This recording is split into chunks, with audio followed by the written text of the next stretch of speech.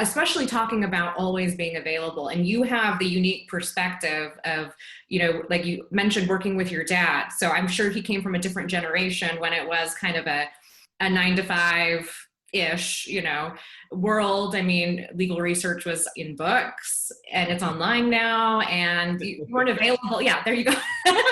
And you weren't available 24/7, but now it's a different story for lawyers. So it's extra stressful because you're always thinking about work. So what do you do in your spare time or free time to alleviate some of that stress?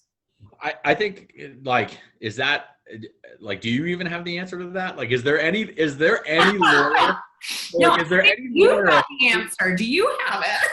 like to be an attorney? That question is the pot of gold. And I don't think I've ever met anybody who's found like the recipe for, I am just like, I have a perfect balance. I go to yoga in the morning and then I work for 2 hours and then I walk the dog and then I play with the kids and then I go back to work, because it's like this, it's a vicious system of, if you don't put the time into the cases, you won't have the clientele and you won't get the results. So you're just like constantly fighting for like, what slice of personal time do I deserve versus like, how much do I need to have to my business? And again, like constantly being available it makes you so much more susceptible to not taking personal time, because people don't respect your time. You have to take it for yourself. So like, to me, what I like when I finally like unwind at 10 o'clock at night, like I like to just like hang out with my dog and like have a drink and chill with my wife and just like watch some TV and like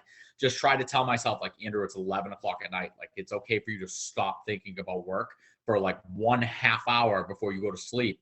And I like I'm going to wake up in the middle of the night and think about work anyway, because I'm going to forget something, right? Like, Yeah. let's enjoy this small window of time that I've carved out for myself, because like my aunt died this week, right? So people call my office and they're like, I tell them, they're like, oh, I've been emailing you. I haven't got a response. And I say, oh, hey, I'm sorry. My aunt died. I'm not really around the office. And they're like, oh, I'm so sorry. Is my PNS ready yet? Right? Like, yeah. Right. Just I'm sorry. But if you, and that's it, like, I struggle with this every day still. I work for myself. I live above my office. I have no commute. Like, I have no reason that I don't get up every single day and work out for an hour and take care of myself. But like, I just don't, because you become so addicted to like this culture of like, I'm not working hard enough. I'm not working hard enough. I'm not working hard enough. Like, and that's, as a lawyer, it's never going to stop. Even if you work 16 hours a day, you're going to have that feeling at the end of the day, because you're going to be like, I could have done more today. Right. And it's like, I don't know. I haven't found the perfect balance yet. I think all lawyers struggle with it.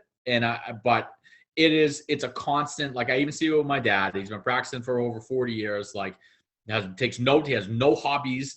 He doesn't take any time for himself. Like, he gets his haircut once a week. That's the only thing that he does for himself for the entire week. Right. It's like, and I watch it and I'm like, grow up and don't be like him for my whole life. Right. But like, here I am, I'm working in his office, making the same exact mistakes. Right. So, yeah, I get it. I have a little sister and she graduated law school a few years ago, but same thing. I told her, don't do it. I said, don't do it. Don't go into it.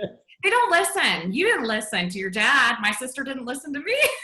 And then they get it and they're like warning the next generation to not do it.